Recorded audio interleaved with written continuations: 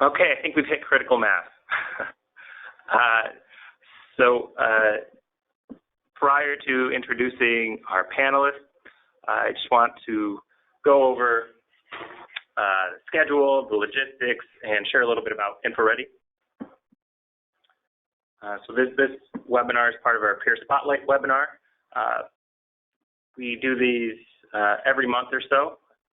So look for invitations to future Peer Spotlight webinars in the next few weeks. And then in terms of the schedule and the logistics, the webinar is scheduled for 60 minutes. About half will be dedicated to panelist presentations and the other half for a moderated Q&A session. Then after the panelist portion of the webinar, our very own Max Dinerman will provide a 15-minute demo of InfoReady Review for those who want more familiarity with the system. And for those who have colleagues who couldn't attend the webinar, we're recording today's session and we'll post the recording on our website in the next week or so. As for some of the other logistics, all the phones are muted and questions can be submitted via the chat option. So we'll make sure to raise those questions during the Q&A portion of the webinar. And lastly, there is a post-webinar survey for you to ask additional questions and provide feedback. So that should pop up automatically once you exit the webinar. So I wanted to share a little bit about InfoReady. So through our two products, InfoReady Review and InfoReady Scale, InfoReady helps automate competition review and approval processes, and also the little manual steps involved in these processes that can be incredibly time-consuming. I'm sure you've all felt that pain before. And depending on where your office is, you know, we've heard people say that we've been able to automate up to 95% of their processes. So that's a big win. In terms of what InfoReady Review does, it's a cloud-based tool. So all the users can access it from a central point and also configure it from a central point. So administrators will go in, create an opportunity or a competition, have it posted in a central location and be able to disseminate it from there. And then all of your applicants will be able to go in, submit their applications. The administrators will have a dashboard where they will be able to see all the applications and shepherd those through the full process. You'll also be able to assign the applications to reviewers in quite a few different ways. It's very flexible, and also approvals. And then after that process, you'll be able to enter award decisions in the system and communicate out to awardees and those you did not award. And the system also allows you to track outcomes via post-award progress reports. So if you need to measure ROI, milestones, outcomes, anything like that, there's a feature in the system that will help gather all that information in one central location and tie it to the original application. And on top of that, you can generate real-time reports, so whatever you put in, you can get out without having to ask someone else to do it for you. So those are some of the basics about InfoReady Review. I also wanted to provide some of the ways institutions use InfoReady Review in offices of research. So today we're focusing on how offices of research use a system for internal funding opportunities, which covers several of these items on the list. Due to its flexibility, adoption of InfoReady Review has also spread beyond research into such areas as provost offices, graduate schools, academic affairs, student affairs, and several others. So now that we covered the logistics and learned more about InfoReady, I'm happy to welcome our three panelists today and turn the reins over to them shortly. From Drexel University, we have Gwen Grasberger. She is the Director of Research Strategic Planning. We also have Laura Dean, Proposal Development Administrator. So Gwen has extensive experience in research, both in higher ed and in the private sector, as does, and you can see her profile here. Quick aside, all these slides are available in the handouts. So you can actually download it and follow along as well. Should have brought that up, my apologies. So Gwen has, you can see she's been very involved in research throughout her career. And Laura Dean, also at Drexel, she's a Proposal Development Administrator. She has experience in higher ed and the private sector as well. So she's been very involved in all things research. Then the other panelist is from Indiana University. So Alicia Feltner is at the flagship campus in Bloomington. She's the manager of programs and special projects. And she is quite good at managing multiple different areas. So as you can see, she has grown quite a bit in the Office of Research and is the main point of contact for quite a few areas of research throughout the institution.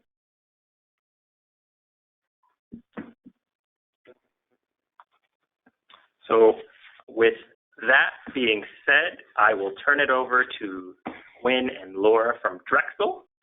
If you're not muted, please unmute yourselves and take it away. Thanks, Carlos. Well, good afternoon, everyone from Philadelphia. If you don't know where Drexel is, both Laura and I really appreciate the opportunity to share how we manage the full scope of internal funding processes and how InfoReady review fits into the processes. I thought it'd be helpful just to give a little context. So I'm giving you a very brief, stay on the picture, that's fine, a brief introduction of Drexel, just because I know all institutions come in different sizes, shapes, and forms. So Drexel was founded in 1891. We're private, with over 24,000 undergraduate, graduate, and professional students enrolled, basically building our reputation on experiential learning through our cooperative education program, which is one of the nation's oldest, largest, and best known. Our history of academic technology first, and also our recognition or being recognized as a model of best practice in translational and use-inspired research.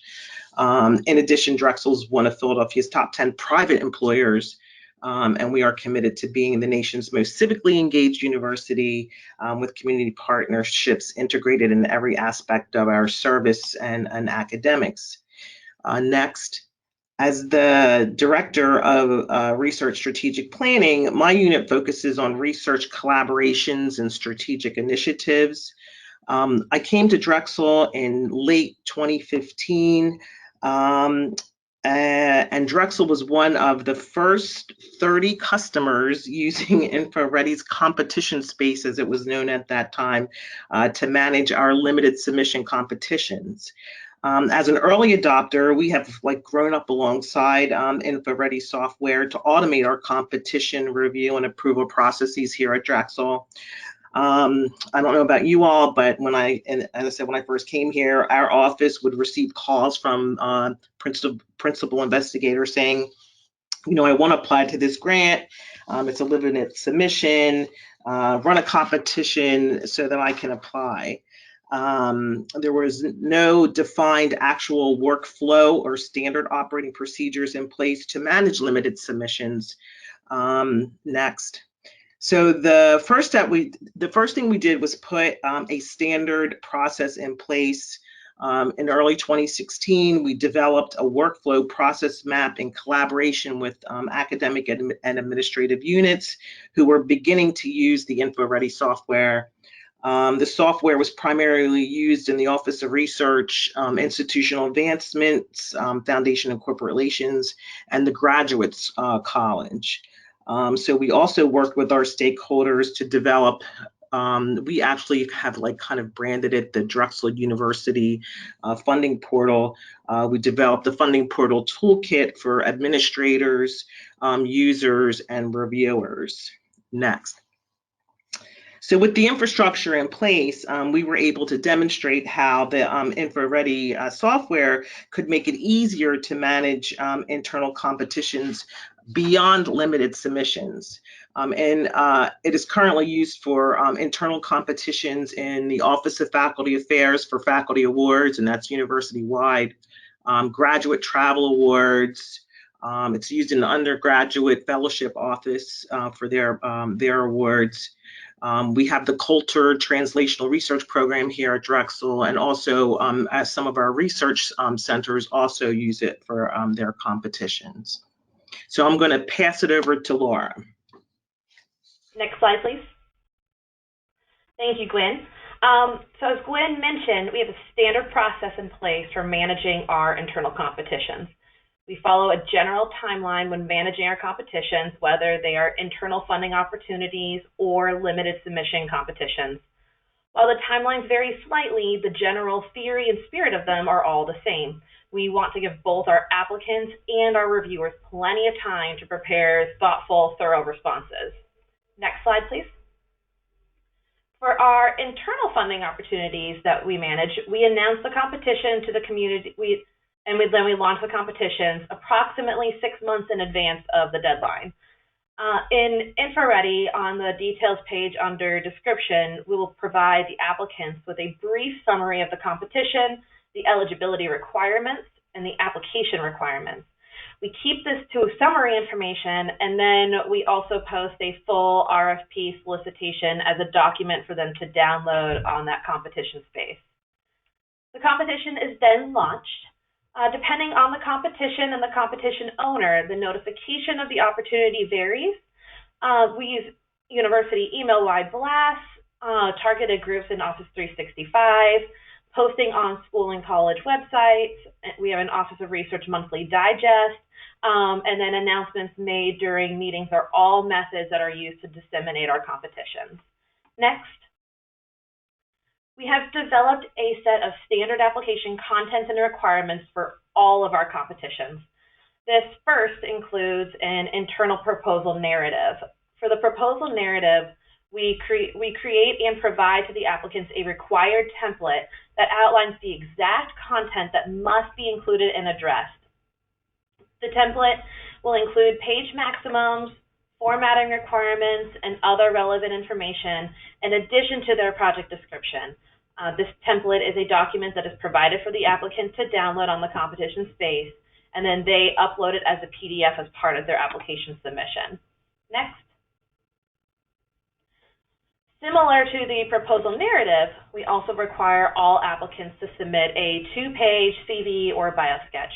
We don't provide a template for this document for them, but we often ask the applicants to follow formatting requirements from either NSF or NIH.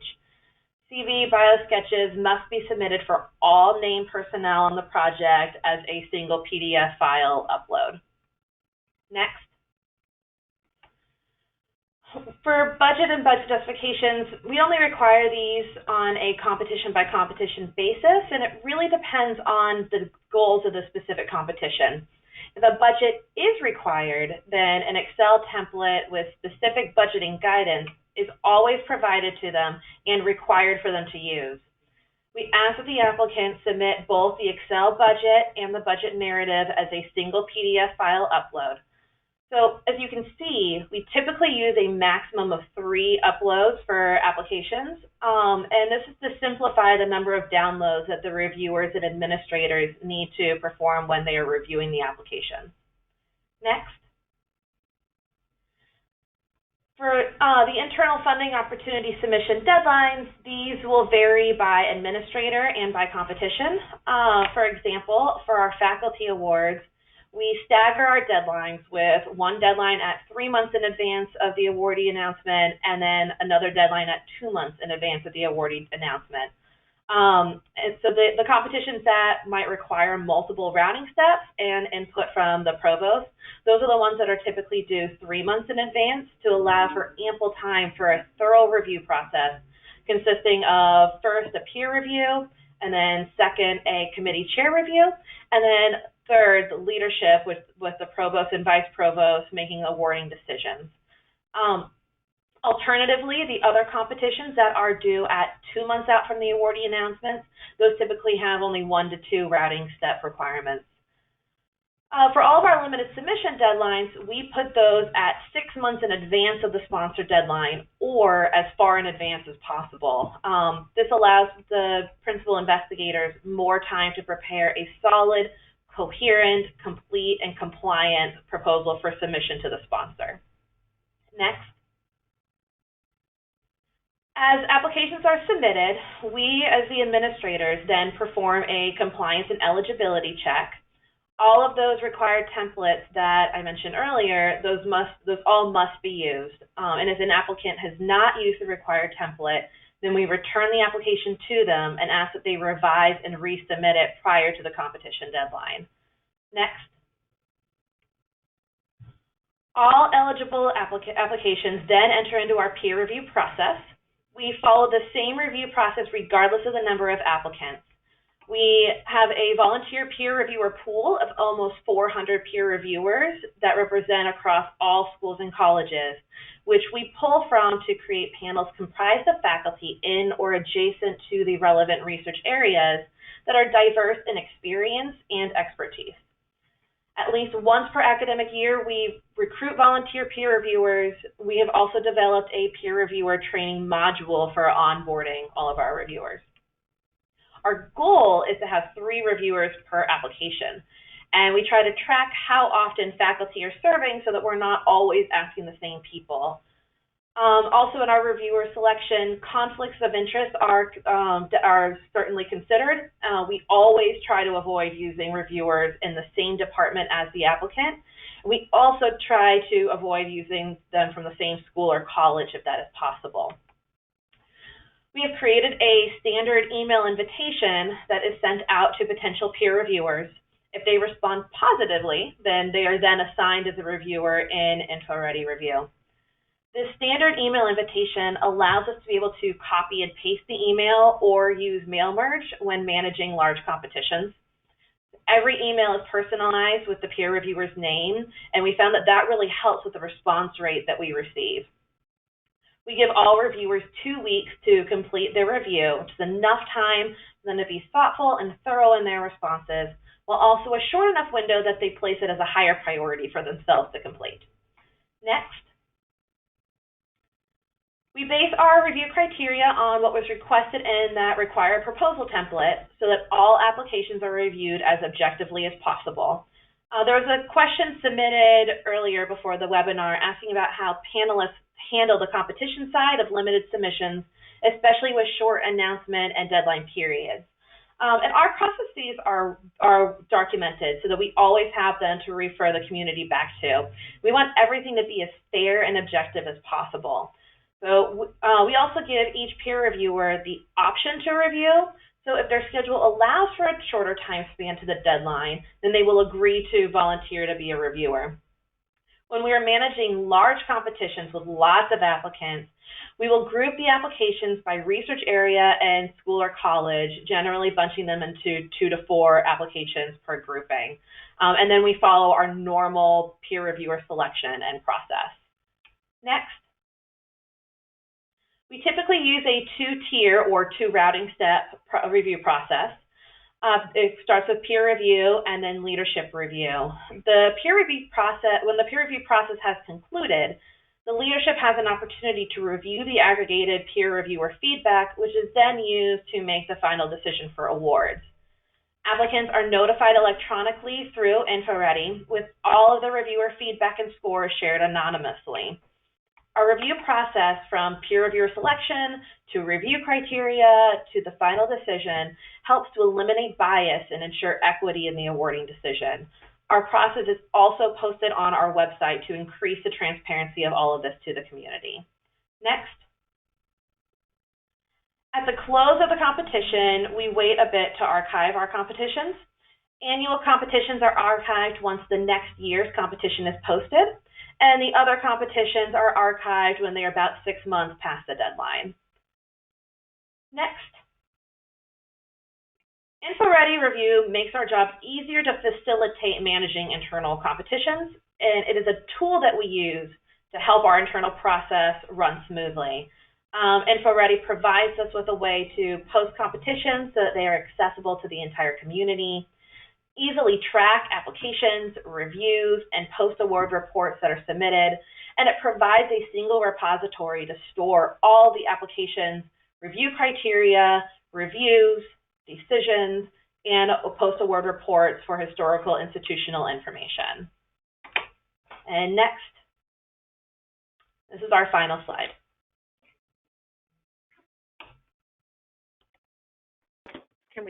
Thanks, Laura. Thanks, Gwen.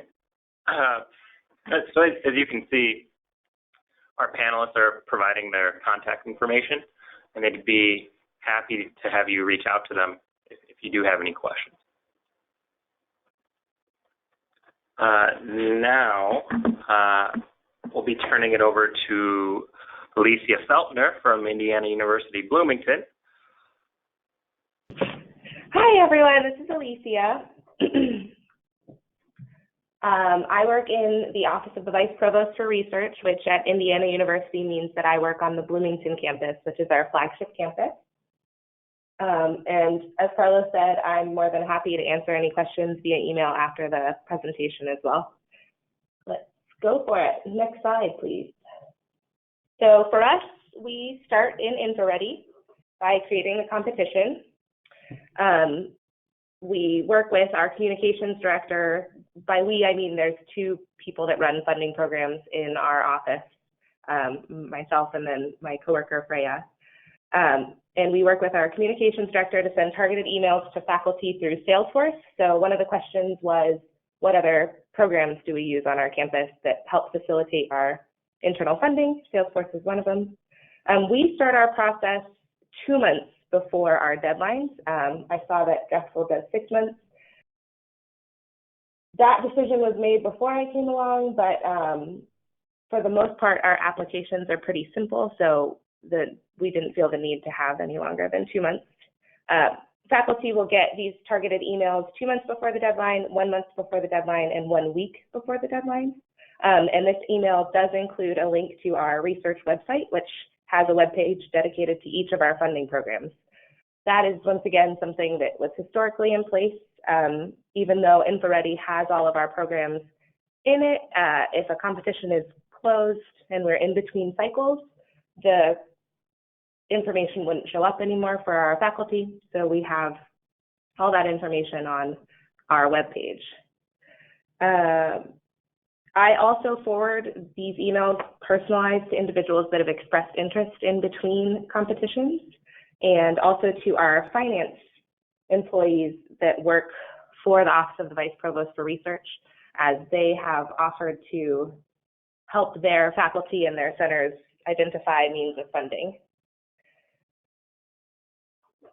My office has oversight over 20 centers and institutes on the campus, so that's why we use that avenue as well. Next slide, please. So then we start receiving applications. One of the functions that I really like about InfoReady is that it will send me an email every time somebody applies, and that kind of breaks up my workflow. Instead of having to look at 20+ applications in one day, I can look at them as they come in. I have found that just helps break up the monotony for myself and personally. So I go in and I check and make sure that they are complete, much like Drexel does.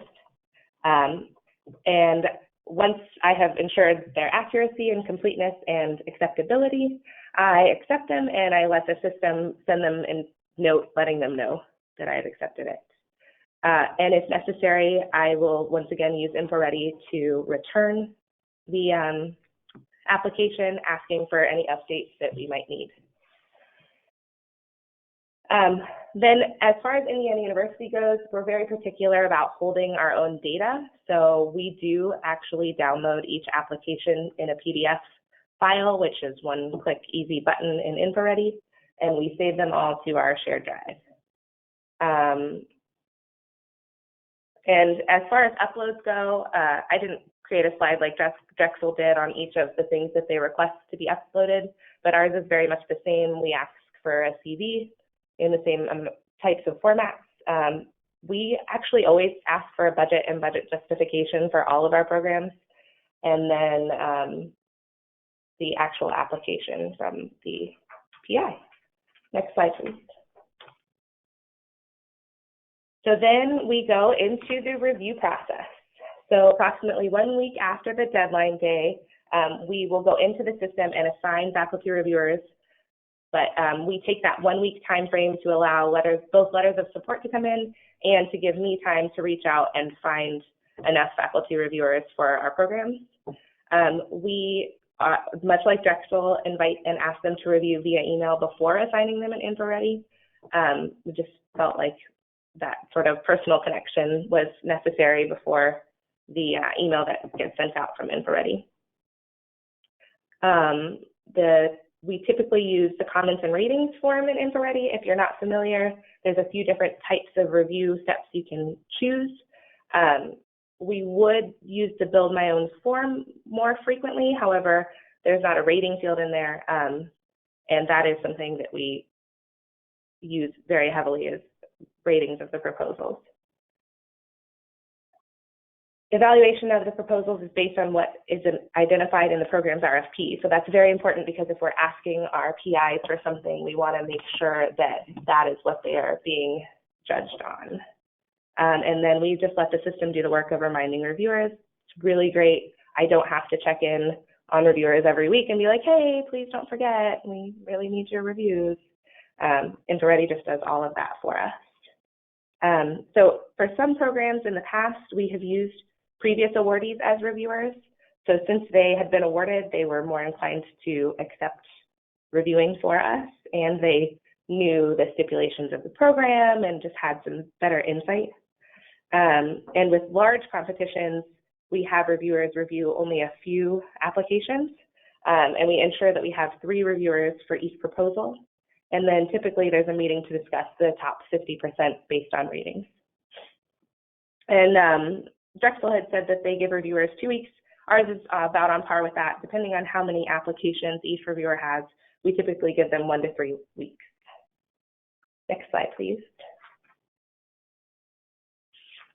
So then it comes to awarding and unfortunately rejecting, which is the worst part of my job, but it's nice because I'm not the one who makes the decision. I just send out the letters. So the AVP or VP, so Associate Vice Provost or Vice Provost, makes a final decision based on who is the administrator, the top administrator for the program. We personally have chosen to award through InfoReady and select to not send an email to our faculty. We chose to do that because we prefer to use a formal award letter that is sent from my office to the individual via email, and typically copies their dean, their chair, just so that they know that, you know, that their employee or that their faculty member has done this great thing. And sometimes not. We follow the same protocol for rejections. So instead of sending anything through InfoReady, we once again send a more formalized letter letting them know, you know, we're sorry that you didn't make it. Also, another program that we subscribe to on our campus is Pivot. So in all of those rejection letters, we do put the link to Pivot so that our faculty members can hop on there and get back on the funding search. Another odd thing about IU, Drexel said that they were using InfoReady to hold their data and to do searches and things like that. We have so much historic data that we chose to create our own database in-house that we call Ninja. Title doesn't really matter because we created it in-house, but InfoReady provides a data pass-through for us to our database, and that is where we run our reports and things to ensure that we are running reports on historic data as well as data that is in InfoReady. And as for our programs, we typically let faculty know that our turnaround time is approximately 2 months, which was about the same as Drexel as well. Next slide, please.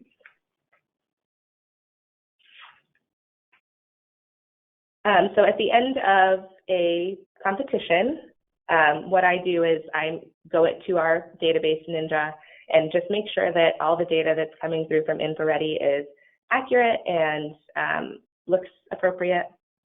And then I actually go ahead and archive competitions after all of the applications in a competition has been awarded or rejected. I know Drexel said that they like to wait until the next cycle. I personally do so many that I like to get it out of my active queue as quickly as possible. I have had to reach out to InfoReady in the past and have them unarchived, but it's never been an arduous process. They might disagree, but as for the user, myself, I haven't had a problem with that, so I just go ahead and archive as soon as we're done with the competition. And then right after I've archived, what I like to do is, while everything's still fresh in my head, I update our competition template with any changes that might need to be made between cycles.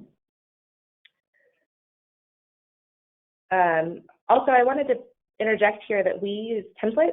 I'm not sure how many people do, but we have created not only a master template, and that is so that the data that InfoReady is sending to us goes into our database cleanly, but also we, from that master template, have created templates for each of our programs. And that's just so that it's easier for us to go in, open that template, and post that competition pretty quickly. The copy of the competition function that's been added maybe potentially negates that, but I personally like to have the template there. Like I said, I like to update it after the competition's over. So it's always nice to have there for me personally. Next slide, please. We got a lot of questions before this about LIMSUBs and how they differ.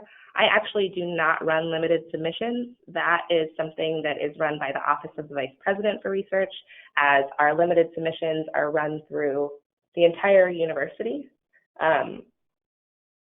There's a bunch of reasons for that, but what I did is I went ahead and connected with her and just kind of went over how our jobs are somewhat different in how we use InfoReady.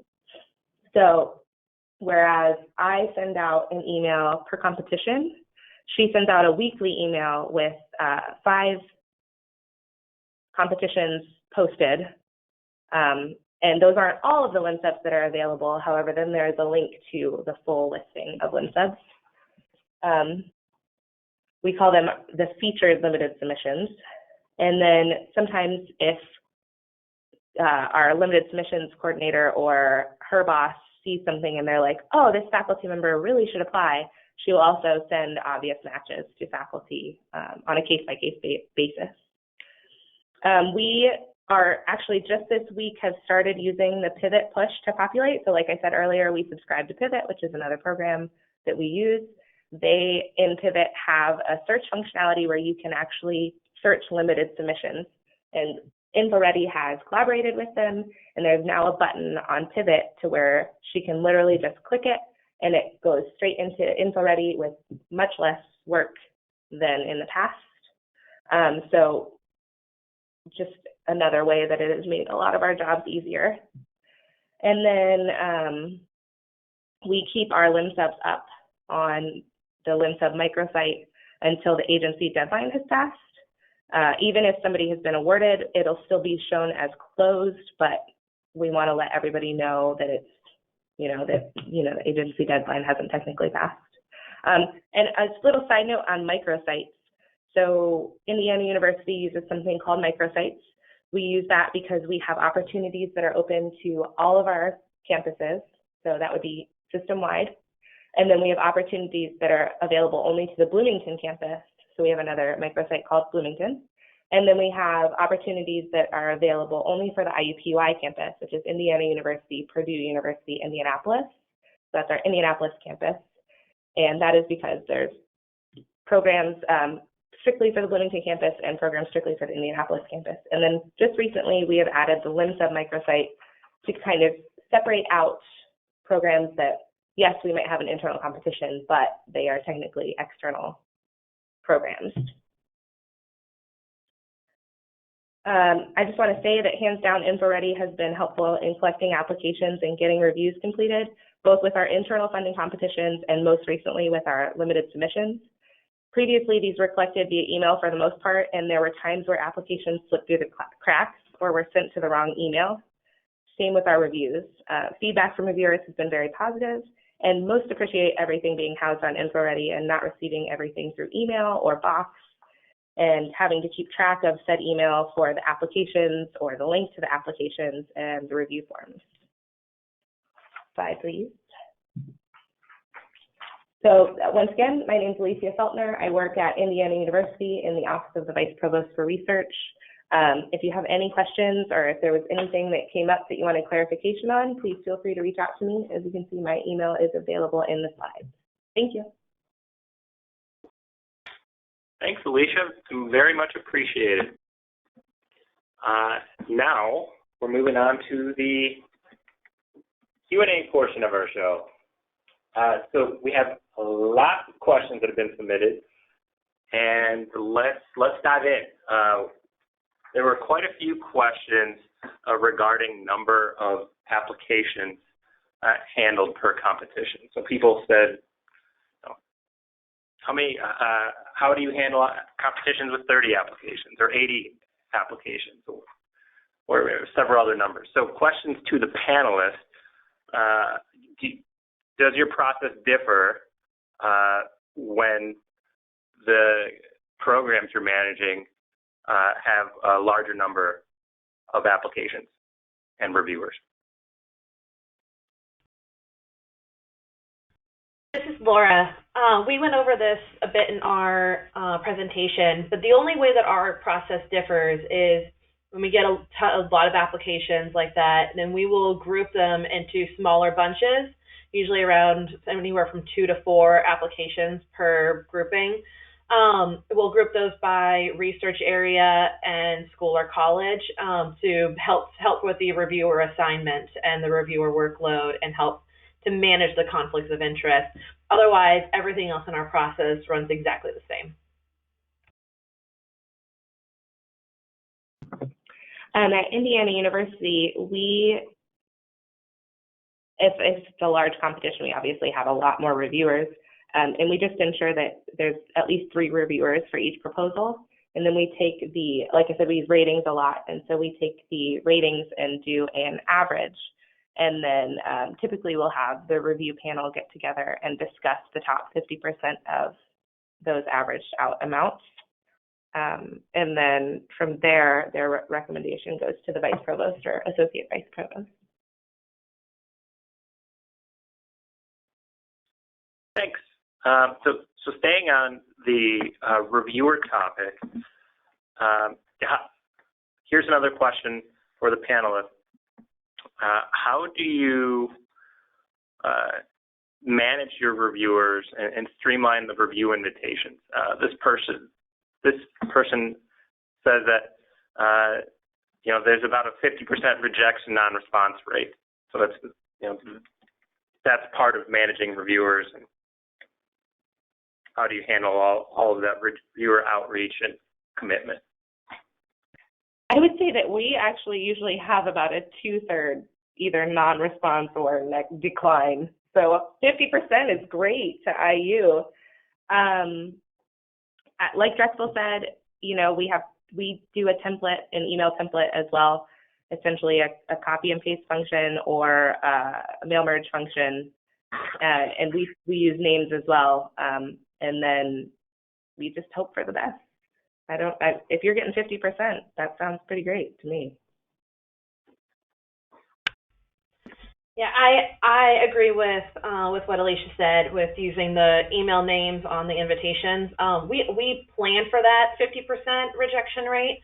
And so for every 3 reviewers that we're seeking, we're sending out 5 to 6 different emails. And then also the fact that we have this peer reviewer pool that we update every year of almost 400 peer reviewers, those are all volunteers.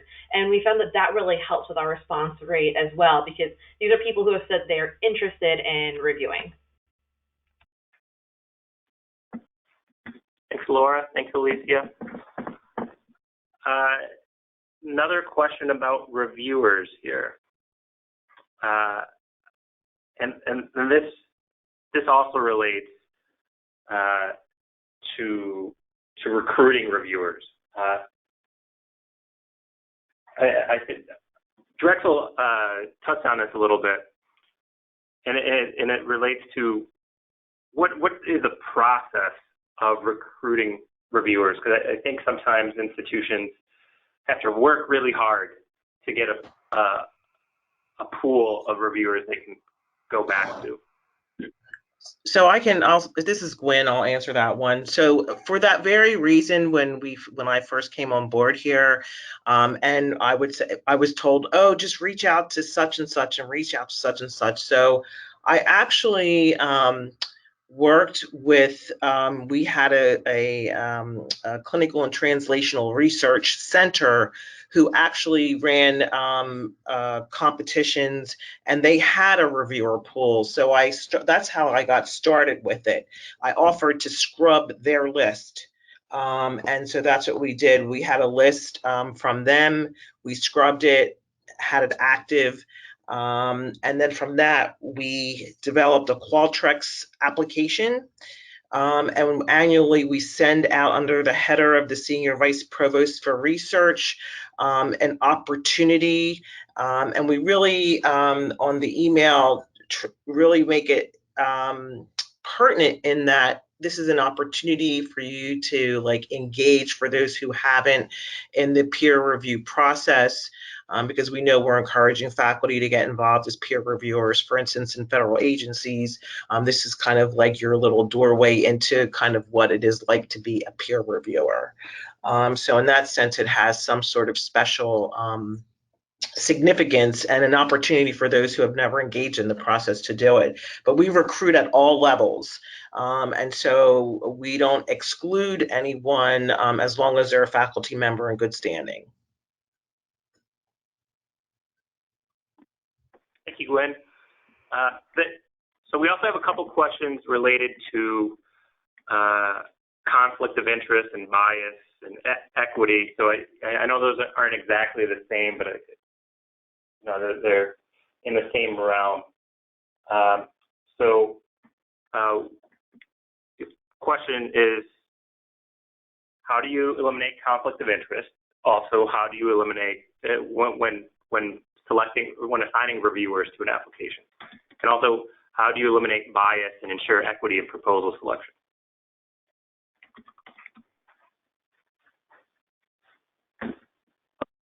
So at IU, we are a large campus, but it's a pretty small community. Everybody's gonna know everybody. We send out a conflict of interest statement to our reviewers and ask them to let us know if there's any, they have to be working together on something, or it's got to be much more than just knowing of that person, because, like I said, the community is so small. So that's conflict of interest. As far as bias and equity, I really don't know how to answer that question, but whoever asked it, if you want to reach out to me via email and just kind of clarify your question a bit more, I'd be happy to look into it. So at Drexel, to eliminate the conflict of interest, as we stated in our presentation, we absolutely always avoid getting reviewers in the same department, and we will also try to avoid getting reviewers in the same school or college as any of the applicants.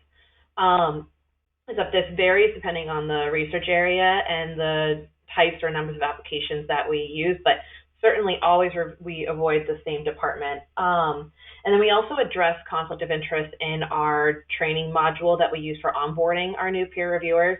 And we go into great detail about what is a conflict of interest and why it's important to avoid conflict of interest. And so and then we leave it to the reviewers that we're inviting to serve to then disclose if they do have a conflict of interest that we were not aware of after we've already gone through our own checks.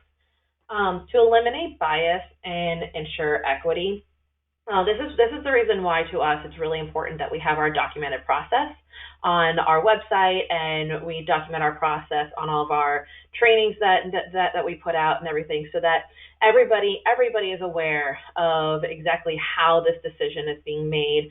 By using this peer reviewer pool, then we're able to get the feedback and ratings and stuff, and be able to share that feedback anonymously to be able to make the decision, share it with the applicant so that they're well aware of what type of feedback went into the decision.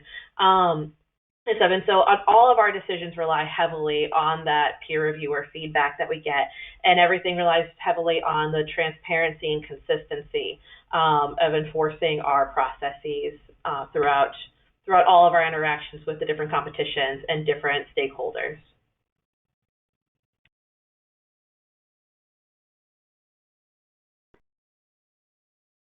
Thank you, panel. Here is another question about the review process. But this is more about when you have several different programs at your institution, and they may have different review processes. So an info-ready review, how do you go about when you're creating the different competitions, what's your process for having different review processes for each?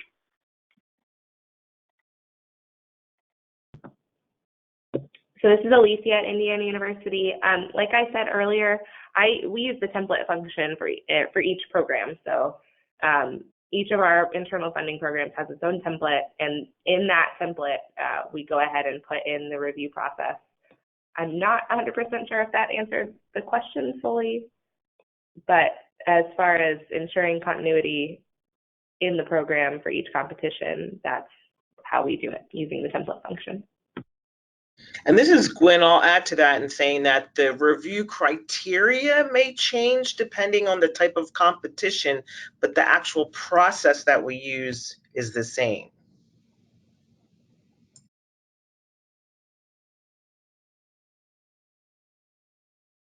And how often do you use the same criteria for different types of competitions and programs?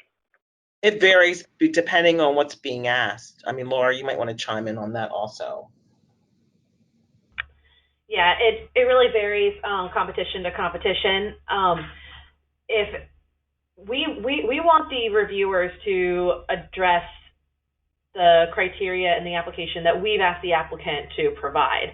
And so in that required template that we have for all the applicants, we go through the program priorities and goals, and we are asking them to speak specifically to the program, whether it's an internal competition or a limited submission competition. And then our review criteria then mirrors what the goals and the priorities for the program are. So there are a few competitions out there that will use the same one, but the same criteria. But those are programs that are so similar that criteria, using that same criteria, makes sense. If it doesn't make sense, then we change the criteria to fit. Thank you, panelists. Here is another question about reviewers. This was specifically for Drexel. So it says, you mentioned having 3 reviewers.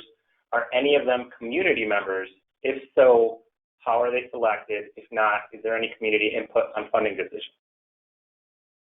So I can jump in on that one. It depends on where the competition lies. We have had, for instance, at our Academy of Natural Sciences, competitions that involved external reviewers, non-Drexel folks.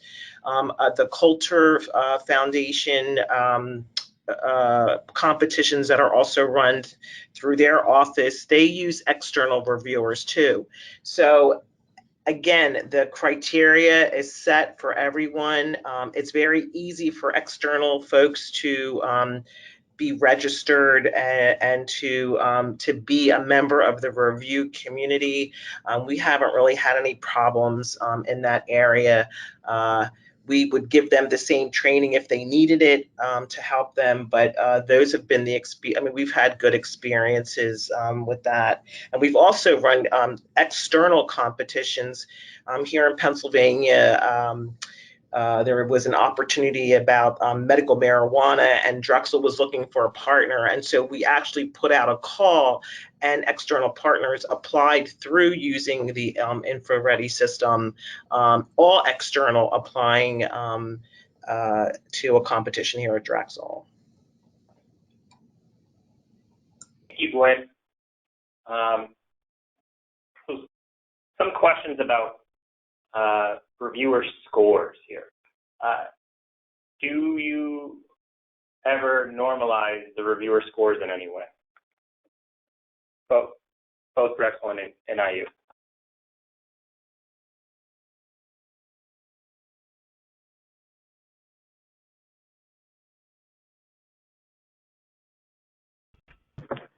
Can you maybe clarify what you mean by normalize the scores? Yeah, I was going to say the same thing. I think that's what that radio silence was. If you think about it, like when the reviewers score, they aggregate this. The system aggregates the score. Yeah.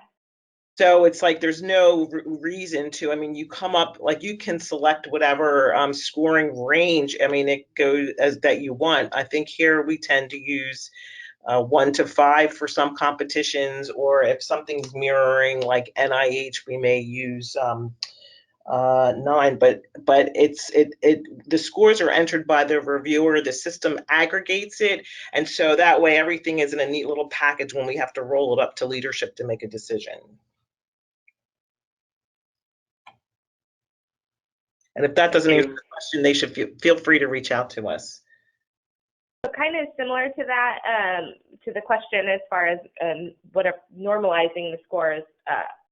Yeah, the system aggregates it for us, so we don't mess with scoring. However, whereas Drexel sends their reviewer comments directly to the applicants, we have chosen instead to provide a semi-edited version sometimes of the reviews on a request basis. So in our award or denial letters, we say that if you would like a summary of your reviews, to reach out to myself, and then I tend to summarize the reviewer's comments. Even though we've told people that we could pass reviews through, sometimes the reviews aren't as nice as, and I'm not saying they should be nice, like inherently nice, but maybe not as constructive criticism as we would like them to be. So we will do that as opposed to doing anything with the actual scoring. And we don't actually submit on all of them. It's limited submissions for sure, because we send the comments with limited submissions, because that is going to help whoever is awarded to improve upon their proposal. And then for those who were not selected, it helps them to understand like where the weaknesses may have been in their submission, so that they can improve either for the next round or for whatever their project is. You know, when they're looking for other funding opportunities, it gives them that critical feedback. Faculty awards, no, we wouldn't give feedback. Like the ones we run, we don't provide the reviewer comments for that. Those things just roll up, and folks would receive an actual formal letter, either from the provost, or it's the provost for the most part, or from the senior vice provost for research on the ones that we handle. Thank you. I think we have time for 2 more questions, so let me get right into them. How long does it take you to create an internal competition in InfoReady on average?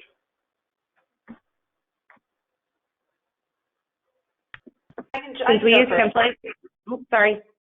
No, go ahead. Go ahead, Alicia. Go ahead. Okay. Since we use templates, it takes me a minute to do a competition, to set up a competition from a template.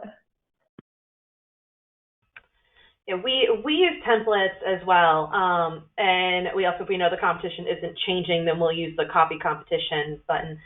If we're creating something from scratch, then I would say we write it out exactly what we want on a separate document first, and then we transfer it over into the InfoReady system. And I would say it probably takes anywhere from about 10 to 15 minutes to create a whole competition, but within the InfoReady system. But again, that's because a lot of the work has already been done outside of the system on a document that we have that we're able to keep on file for ourselves. And I'll echo the same for Indiana University, about 10 to 15 if we're doing it from scratch. But once again, the majority of the legwork has already been figured out.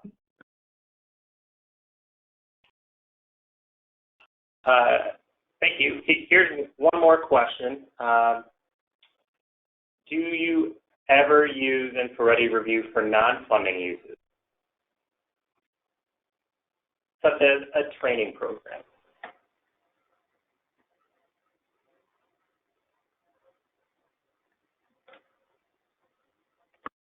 Back up. Okay, yes, we have used them for non-funding. So we offered individual consults with, we have a program using a consulting firm, Hanover Research, for early career investigators. And when they were coming on site, one-on-one consult opportunities. So I used it as a first come, first serve in terms of folks that signed up, because you can limit the numbers. And so I set it up so that the first 5 people that responded listed all the time, because you can list time slots, and once the time slots were gone, that was it. The competition closed down. So it made it easy to manage. Also, I use it in conjunction with request for services, for proposal development services, in that there was an application process, if you will, to apply for services because only there were specific, Drexel's made up of 14 schools and colleges. There were, I believe it was 6 colleges in total participating in this. So you can I could limit the sign up to only those colleges, and folks could submit the services that they were interested in receiving. And the beauty of it was I had a link in the competition that went right to the vendor that shared information with the vendor, so they knew who signed up. So it was very convenient. At Indiana University, we do not. That is majorly because of the data pass-through that I was talking about earlier.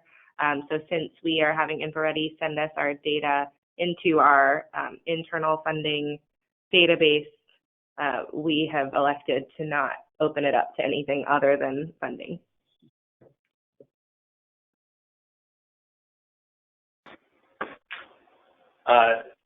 Thank you, Gwen, Laura, Alicia. We're at 2 o'clock right now. There are a couple quick questions that were asked that I can answer right now. One question was, does InfoReady send and collect progress reports? The answer to that is yes, and the administrator can set up the form and the reminders and everything in the system. The other question that I can answer quickly asks whether there's the reviewers submit their reviews directly in InfoReady Review, and the answer to that is yes as well. And we have probably 15 more questions that we were unable to address. However, we'll we will reach out to individuals whose questions we were not able to cover after the webinar. We'll provide those questions to the panelists as well, and contact info so you can have that communication outside of the system or outside this webinar. And so thanks everyone for your time today. I really do appreciate it. It was a lively session. It was rapid fire, don't you think? And don't forget the session today has been recorded and will be posted on our website in the next week or so. So for those interested in viewing a quick overview demo of InfoReady Review, please stay on the line, and our Max Dinerman will begin momentarily. For those of you who weren't planning on staying for that overview demo, thanks again. Enjoy your day. Please fill out this webinar survey if you have additional comments and questions. Very much appreciated.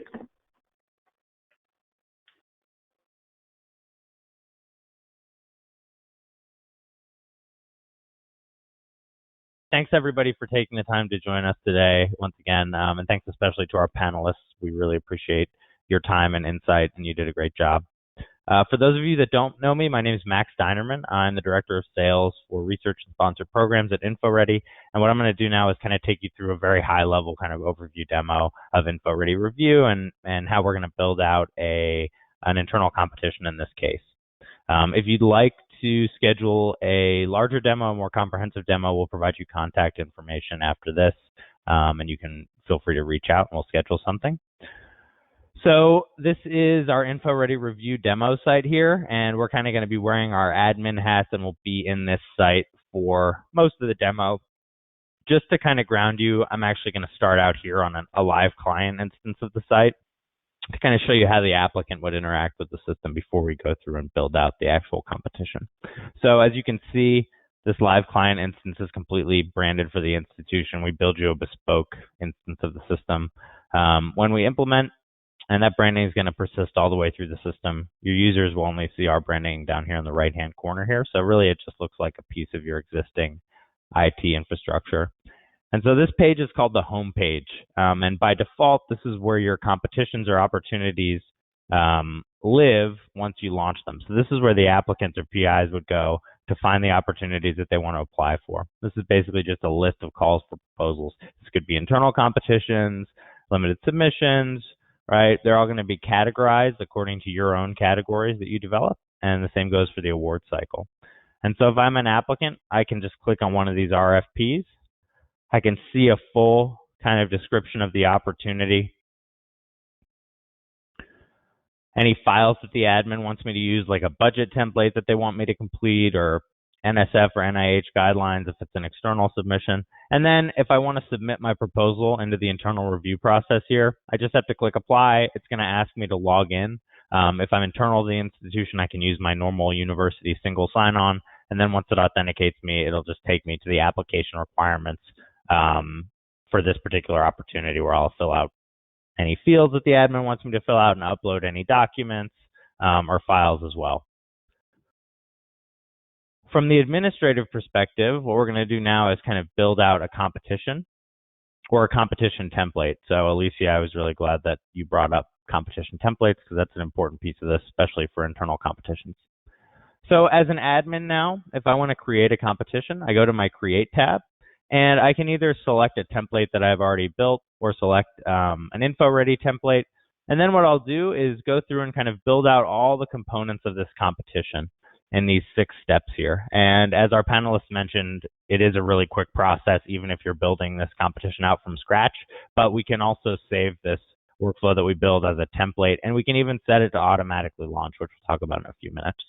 So this Details tab, this is really what's going to populate that call for proposals once I actually launch my competition. It's a lot of front-facing information for the PI.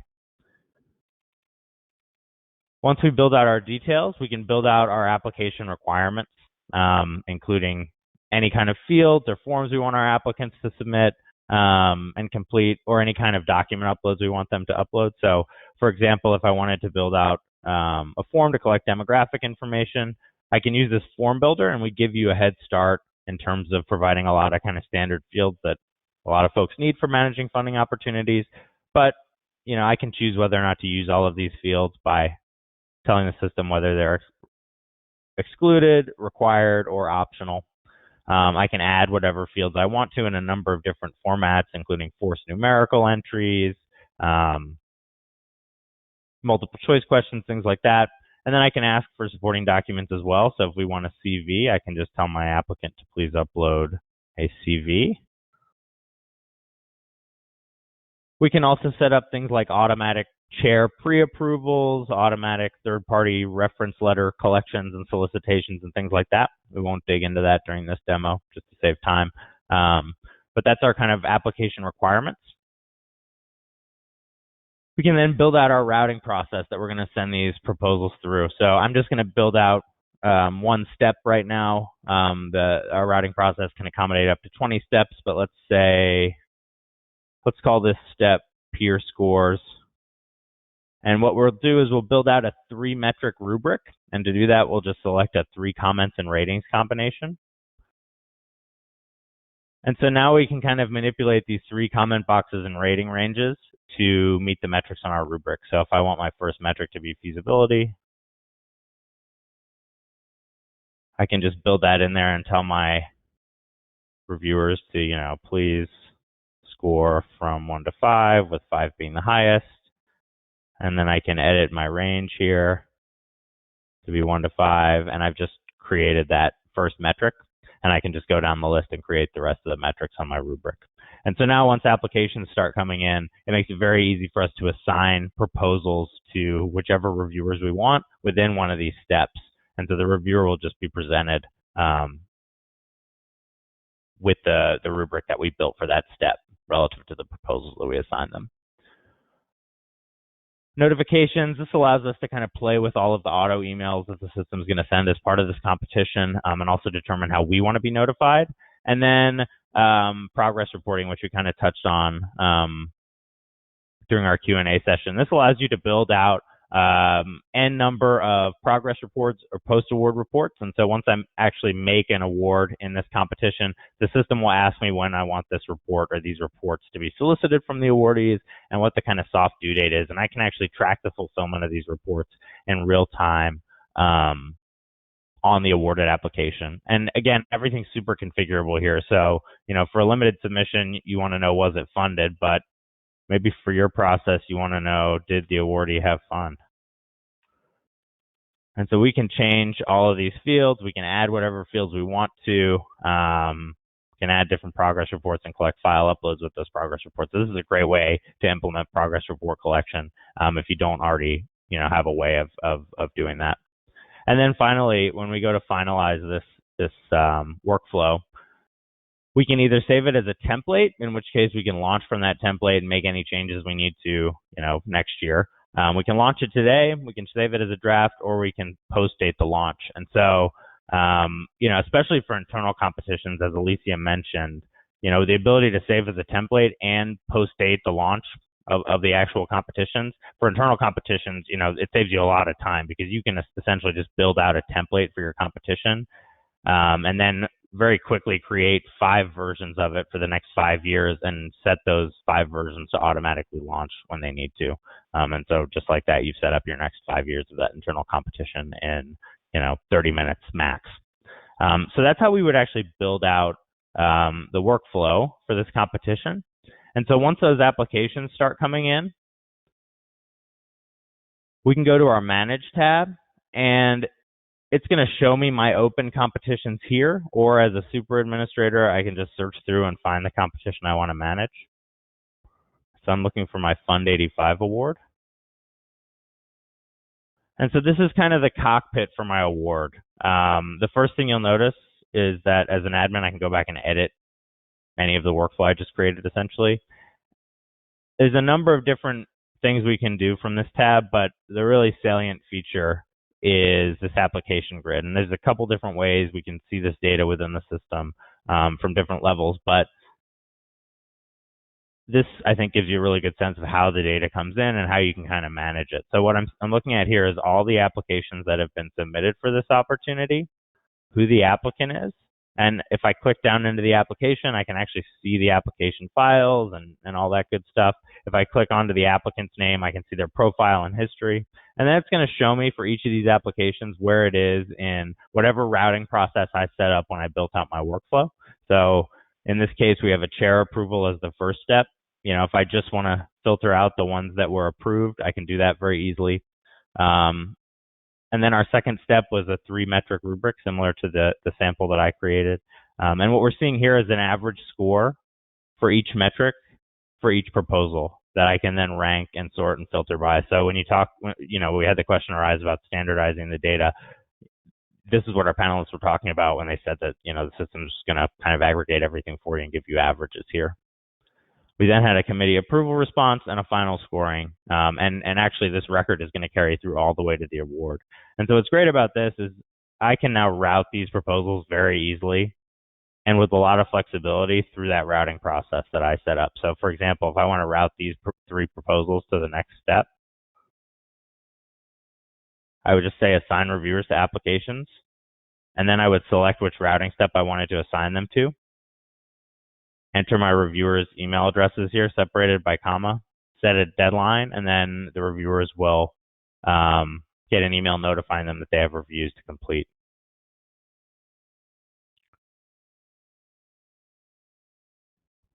I can also share the opportunity from here. This is another nice feature. So if I want to share this, this competition and promote it, I can click share and then just enter the list of recipients or copy and paste my listserv, whatever I want to do. And this will push the RFP directly to the recipients with a link for them to come in and actually apply for the competition.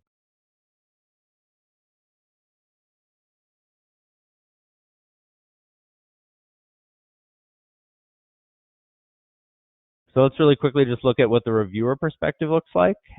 So if I'm a reviewer and I'm assigned proposals to review, I'll get an email that asks me to log into the system through kind of a portal. And then I'll come to my reviews tab, and it's going to show me all the proposals that I've been assigned to review, regardless of the competition and regardless of the step that I'm assigned to. Now, if I'm about to get on the train for 4 hours, I might want to download all my unreviewed applications as a PDF and get my red pen out. Otherwise, what I'll do is click into the proposal that I'm assigned, and you'll see that I can see the rubric that was built for the step that I'm assigned to, and then I can review the application files either individually or as a single PDF file.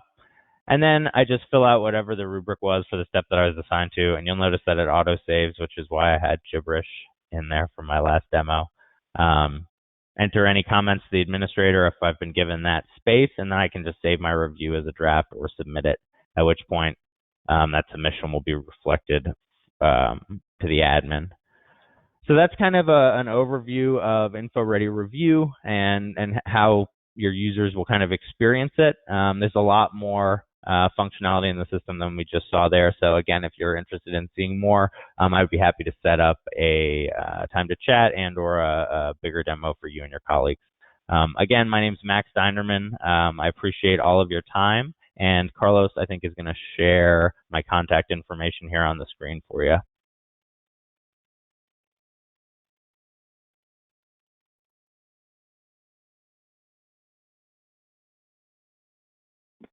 Yes, I will. One moment.